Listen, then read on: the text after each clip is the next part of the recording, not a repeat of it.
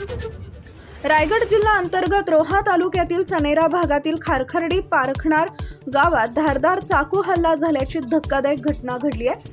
मोटरसायकलवरून सुसाट वेगानं आलेल्या तरुणांना हळू जाण्यास सांगितल्याचा राग मनात धरून वाद झाला आणि त्यातून चाकूनं सपासप वार करण्यात आले। या हल्ल्यात पती पत्नीसह गावातील आणखी एक जण गंभीर जखमी झाले असून त्यांच्यावर उपचार सुरू आहेत।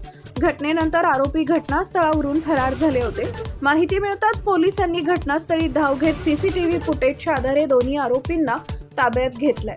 त्यांच्यावर गुन्हा दाखल करून पुढील तपास रोहा पोलीस स्टेशनचे पोलीस निरीक्षक मारुती पाटील करत आहेत। परिसरात भीतीचं वातावरण असून भांडणाचा व्हिडिओ टाइम्स ऑफ महाराष्ट्र न्यूजच्या हाती लागलाय।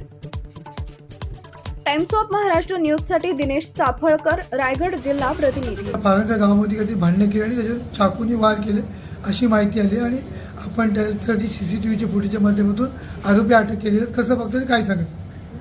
एक पारंगार गावामध्ये एक छोटी गल्ली आहे। त्या गल्लीतून ते दोघं ओव्हर स्पीडनी गाडी चालवत होते। चालवताना एका बाईंनी सांगितले की मध्ये मुलं वगैरे येतात, त्यासाठी गाडी हळू चालव। त्याच्यावरून त्यांची बोलाचाली झाली।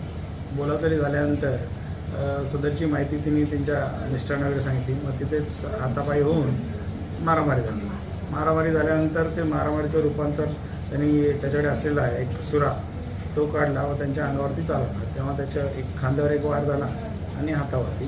तर त्यांना आम्ही लागलीच जाऊन तिथं तात्काळ सदर आरोपीबाबत सीसीटीव्ही फुटेज वगैरे बघून लगेच त्यांना ताब्यात घेऊन त्यांच्यावरती योग्य तो आर्म ॲक्ट आणि इतर कलमांवर त्याच्यावरती गुन्हा दाखल करण्यात आला। ज्या आरोपी अटक आहेत की कसं? आरोपीची पूर्ण सोपस्कार करून त्यांच्यावरती आता प्रतिबंधक कारवाई करण्यात आलेली आहे। झालेल्या घटनेचं सीसीटीव्ही फुटेज आपल्याकडे आहे का? हां, ते आहे। तपासाच्या दृष्टीने त्यांना